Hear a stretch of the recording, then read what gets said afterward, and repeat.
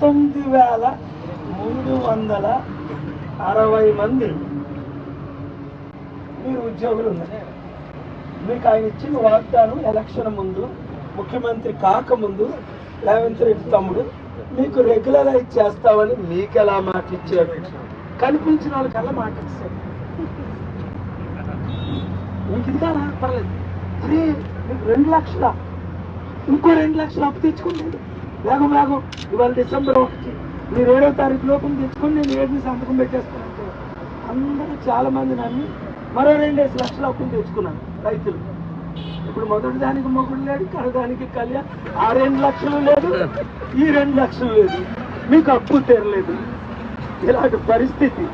నేను ఎందుకు నవ్వుతున్నాను అంటే వాళ్ళు మీతో ఆడుకునే విధానం చూస్తే నేను ఇప్పుడు 40 సంవత్సరాల తర్వాత ఇండియన్ అవుతున్నాను. ఇండియన్ కాదని కాదు, నాకు అబద్ధం ఆటలు రాదు, మోసం చేయడం రాదు, ఉన్నది ఉన్నట్టే మాట్లాడటం వచ్చు. కానీ రేవంత్ తమ్ముడు డైరెక్ట్గా మీడియాలోనే చెప్పాడు, నా అబద్ధాలే నమ్ముతారండి వాళ్ళగారు, మీ సత్యాలు ఎవరు నమ్మరని. నేను ఆశ్చర్యపోతున్నాను. ఆయన అబద్ధాలు ఆడుతున్నాడని తెలుసు, ఆ అబద్ధాలు మీరు నమ్ముతారని తెలుసు, మరలా ఆయన్నే మీరు గెలిపిస్తారని ఆయన అనుకుంటున్నారు. సో ఇప్పుడు నేను చెప్పినట్టు మీరు చేస్తే ఏంటిది, నేను చెప్పినట్టు ఎవరు చేస్తే 19,360 మంది ఈ ఎస్ఎస్ఏ ఉద్యోగులు చేస్తే, 1 మీది పెర్మనెంట్ అయిపోద్ది, 2 రాష్ట్రం బాగుపడిపోద్ది. నేను చెప్తాను క్లారిటీగానే. ఇప్పుడు దీన్ని రికార్డ్ చేయాలి, చేస్తున్నారా? Very good. నేను చెప్పినట్టు చేస్తే తమ్ముడు రేవంత్ రెడ్డి బాగా ఆలోచించు. ముందు వీళ్ళ ఉద్యోగాలు నువ్వు పెర్మనెంట్ చేస్తావు, లేదు అనుకో నువ్వు ఆ తర్వాత ముఖ్యమంత్రిగా ఉండవు, ఎవరో కొత్త ఆయన వస్తారు, లేదా నేనే వస్తాను, నేను నీకులాగా అబద్ధాలు ఆడు. నేను అన్నాను అంటే అది దేవుడి మాట, సంతకం పెడతా. నీకు సత్యం చెప్పడం రాదు, నాకు అబద్ధం ఆడడం రాదు, అది నీకు తెలుసు, నాకు తెలుసు. సో ఇప్పుడు మీ ద్వారా, మీ కష్టాల ద్వారా 4 కోట్ల తెలంగాణ ప్రజలు బాగుపడాలి అని మీకుందా అసలు? లేదా మాకు పర్మనెంట్ చేసి అంటారు, మా ఎవడేం చేసుకుంటే మాకేంటి? రైతులందరూ ఆత్మహత్య చేసుకున్నా పర్వాలే, నిరుద్యోగులందరూ ఆత్మహత్యలు చేసుకున్నా పర్వాలే. కరెక్ట్ సొల్యూషన్ ఒక డాక్టర్. ఇప్పుడు మీకు ఒంట్లో బాగు, ఎంతమందికి అనారోగ్యం ఉంది మీలో? అందరికీ అనారోగ్యం. మిమ్మల్ని చూస్తుంటే అసలు మిమ్మల్ని చూస్తుంటే అమ్మా ఎంత ఆరోగ్యంగా ఉన్నట్టు కనబడుతున్నారు. మీకు అనారోగ్యం ఇప్పుడు అన్ని మన మంచికే జరుగుతాయని ఉంది. ఇప్పుడు మీరు దీక్ష చేయడం మంచిదే, అర్థం చేసుకోండి. Jyothi, this should be very clearly presented. ఇప్పుడు తెలంగాణలో బాగా వినండి, 4,26,00,000 మంది జనాభా ఉన్నారు. తెలంగాణలో 60 లక్షల మందికి ఏ ఉద్యోగం లేకుండా ఉన్నారు. అంటే ఏ ఉద్యోగం లేకుండా 60 లక్షల మంది. 60 లక్షల మందికి ఉద్యోగాలు రావాలో వద్దా? తెలంగాణలో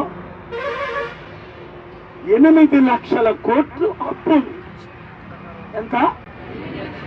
మీ కుటుంబాలందరూ నాకంటే ఎక్కువ చదువుకున్నోలే, ఆ సంగతి మీకు తెలుసా? మీలో గ్రాడ్యుయేట్స్ ఎంతమంది? కనీసం